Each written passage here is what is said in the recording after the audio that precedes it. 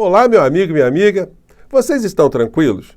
Pois bem, tem muita gente aqui no Brasil que não está.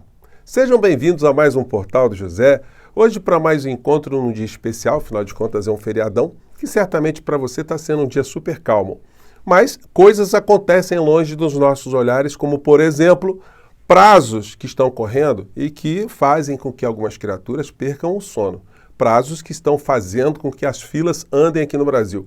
Eu vou conversar com vocês sobre algumas situações concretas e fazer uma observação aqui, porque eu tenho recebido muitos comentários aqui no nosso portal que demonstram assim, uma aflição muito grande das pessoas do campo progressista, das pessoas que enxergam com racionalidade a nossa realidade, porque querem ver logo a figura do inelegível sendo responsabilizado pelos crimes que cometeu contra o nosso país. Gente, nós estamos num patamar muito acima de uma situação que poderia ter acontecido aqui no Brasil, que impossibilitaria até de eu estar aqui com vocês. Imaginem se essa criatura, com tudo aquilo que ele fez e a quadrilha que estava com ele, se ele tivesse conseguido, pelo voto, se manter no poder. E mais do que isso, se de fato toda a perturbação que eles estavam engendrando desse certo e eles se mantivessem no poder também pelo trambique, pela força. Gente, nós estaríamos numa situação aqui absolutamente inacreditável, né? Pelo voto, vocês imaginem, a figura mais 4 anos, as Damares da vida empoderadas, as senhoras Micheles, os Helenos, os Pazuellos, os Nicolas, enfim. Seria de fato o inferno subindo para chegar até o mundo em que nós habitamos, né? Então, pense bem nisso. A gente tem que ter paciência e ajudar com que as instituições cumpram o seu papel que não seria cumprido se, por exemplo, o senhor Augusto Aras continuasse no poder também à frente da Procuradoria-Geral da República. Bom, feita essa observação, vamos aos nossos temas, né? Mas antes de mais nada, quero convidar você que está chegando agora ao nosso portal e ainda não nos conhecia, para que você se inscreva aqui conosco, conheça também os nossos outros vídeos. Se você gostar, compartilhe, recomende, não se esqueça. Dê o seu joinha, mande seu comentário e se puder, se inscreva aqui também no nosso clube de membros. Você que é muito bem-vindo e muito bem-vinda. Gente, só para a gente não perder de vista do que foi que a gente livrou o nosso país, embora a gente não esteja vivendo um mar de rosas aqui no Brasil. Nós temos muitas questões a serem enfrentadas, sobretudo discussões no mundo do progressismo. Muitas coisas erradas, muitas coisas corrompidas que aconteceram na gestão de Bolsonaro precisariam necessariamente serem colocadas ao debate público, ao debate amplo aqui no Brasil, para que essas situações pudessem ser revertidas, né? Pois bem, mas essa é uma etapa que a gente vai ter que batalhar também. Fato é que a gente conseguiu remover do poder do nosso país uma situação absolutamente perigosa, né? Vejam aqui do lado. Javier Milei anuncia demissão de 70 mil funcionários públicos. Gente, proporcionalmente a Argentina tem 1/5 da população brasileira, né? Então isso aí seria mais ou menos 350 mil funcionários demitidos aqui no Brasil, proporcionalmente, né, dentro do serviço público. E ele faz isso com satisfação. Ele está demitindo 70 mil pais de famílias num país que está em crise. E ri, acha que isso está legal, enfim, só fica vislumbrando, né, o gráfico. Se no final do mês ele vai poder dizer para o Fundo Monetário Internacional, olha, cumpri a meta fiscal. Né, o povo está morrendo, o povo está ficando pobre, o povo está ficando sem remédios, os aposentados estão se ferrando. Mas aí ele mostra uma estatística. É a mentalidade paulo-guediana, né? Aliás, o Milei também ele é discípulo da escola de Chicago, a mesma escola do genocida econômico que nós tivemos aqui no nosso país na Fazenda. Então, só para a gente não perder de vista, né? Bom, avançando aqui para algumas situações. Moraes espera aparecer sobre Bolsonaro na embaixada. Qual o papel fará Gonê? Ontem eu falei com vocês sobre algumas possibilidades e eu não me expressei muito bem, né? Porque eu deixei algumas janelas abertas. Eu coloquei aqui a possibilidade do Paulo Gonê pedir sanções mais duras em relação ao Bolsonaro, por exemplo, pedir a prisão dele para o ministro Alexandre de Moraes. E o ministro Alexandre de Moraes dá uma maneirada, fala assim, não vou fazer uma prisão definitiva, uma prisão instantânea, uma prisão de isolamento. Vou decretar prisão domiciliar, ou a reclusão domiciliar.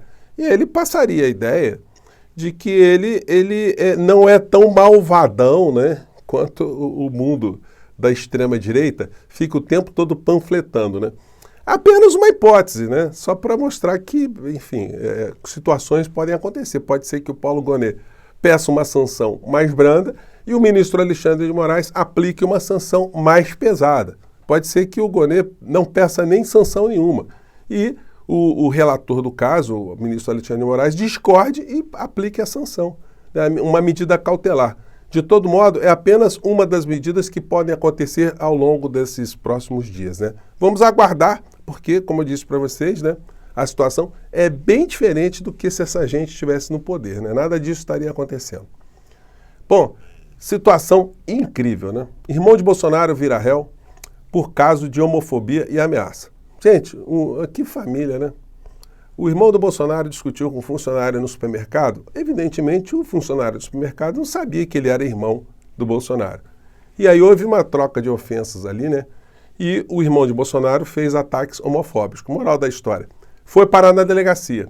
Na delegacia descobriu que era irmão de Bolsonaro. Está sendo processado e virou réu, né? Então, toda semana parece que tem um episódio envolvendo o clã. Pesquisa de hoje. Datafolha. 63% são contra a anistia, a responsáveis pelo 8 de janeiro.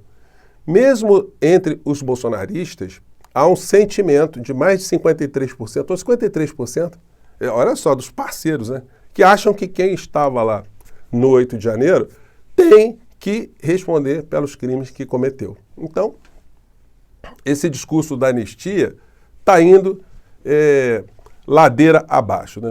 E aí, gente, eu estava vendo aqui o canal do meu amigo Clayson e eu não tinha visto esse vídeo aqui do Silas Malafaia. E aí me deparei com uma situação que é abjeta, inacreditável. Um pastor extorquidor. E aí, gente, cabe na cabeça de alguém, uma pessoa pública, ter vídeos, ter imagens, provavelmente de autoridades que supostamente ou cometeram crimes ou praticaram alguma coisa imoral e ele guardar isso para fazer algum tipo de extorsão ou chantagem e o cara divulgar isso, né? Incrivelmente, essa situação é difícil de classificar como um crime. E o que mostra também que a legislação do nosso Brasil é muito flexível para esses casos. Essa gente fica dizendo que o Brasil está vendo a ditadura, mas em que lugar do mundo uma figura fica mais de 2, 3 anos agredindo as instituições, os ministros de uma Suprema Corte e não vai para a cadeia? Enfim, ele tem algumas blindagens constitucionais porque ele, como um líder religioso, ele usa a Constituição para dizer, não, eu estou dentro do meu espaço religioso, qualquer tipo de sanção poderia ser caracterizada como uma perseguição religiosa, né? Então se usa esse tipo de situação e diante do envenenamento que nós tivemos aqui no Brasil, aí ele consegue trafegar por essas linhas. Mas ele mandou essa aqui, eu queria compartilhar com vocês esse trecho aqui. Vamos lá. Tenho medo de ser preso. Nenhum. Eu estou preparado psicologicamente, emocionalmente, fisicamente. Ainda vou dizer mais uma para vocês. Tem um vídeo meu gravado na mão de algumas pessoas. Se me prenderem, amigo, a coisa vai ficar bonita ao contrário. Sabe? Até isso eu tô preparado.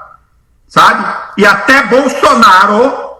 Tá? Tô dando aqui para você. Até Bolsonaro tem vídeos gravados, tá? Se for preso, vai ser solto. E aí os caras vão ver o problema que eles vão arrumar. Gente, como é que a gente pode classificar uma figura que faz esse tipo de situação, né? O tipo de caráter, o tipo de índole, né? Mas essa criatura é que inspira, que direciona vários dos comportamentos do clã Bolsonaro e do bolsonarismo de uma maneira geral. É a figura que reproduz todos os discursos insanos, né? E discursos que envenenam cada vez mais a sociedade brasileira. As redes bolsonaristas estão todas mudas em relação a esse caso do Bolsonaro ter se amocosado, ter se escondido, se acovardado na Embaixada da Hungria.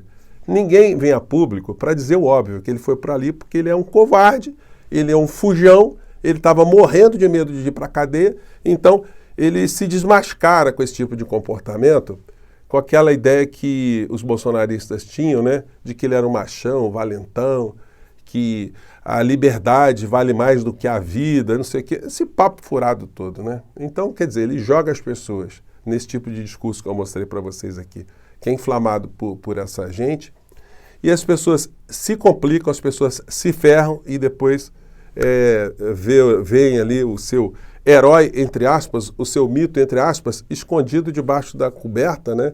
Com medo do Alexandre de Moraes. Os advogados de Bolsonaro estavam querendo um encontro pessoal com o ministro Alexandre de Moraes. Isso não existe, gente, no processo, né? Isso não existe dentro do processo penal. Seria uma benevolência do ministro Alexandre de Moraes receber os advogados de Bolsonaro para dizerem pessoalmente algo que eles não disseram ali na resposta deles, o que Bolsonaro foi fazer na Embaixada da Hungria. Só se tem alguma coisa do ponto de vista moral que eles não puderam colocar ali na petição e que eles poderiam revelar ali de uma maneira paralela ao que está escrito ali. Como, por exemplo, olha, o presidente da República, o ex-presidente, ele foi para a Embaixada da Hungria porque ele tinha um caso ali, um caso amoroso, e ele não podia revelar isso, então ele se encontrou ali, tinha uma camareira ou um camareiro, sei lá, né? Alguma coisa assim absolutamente inconfessável, que eles não podem nem triscar ali, né? Essa seria a única possibilidade dentro desse surrealismo que se converteu o bolsonarismo aqui no Brasil.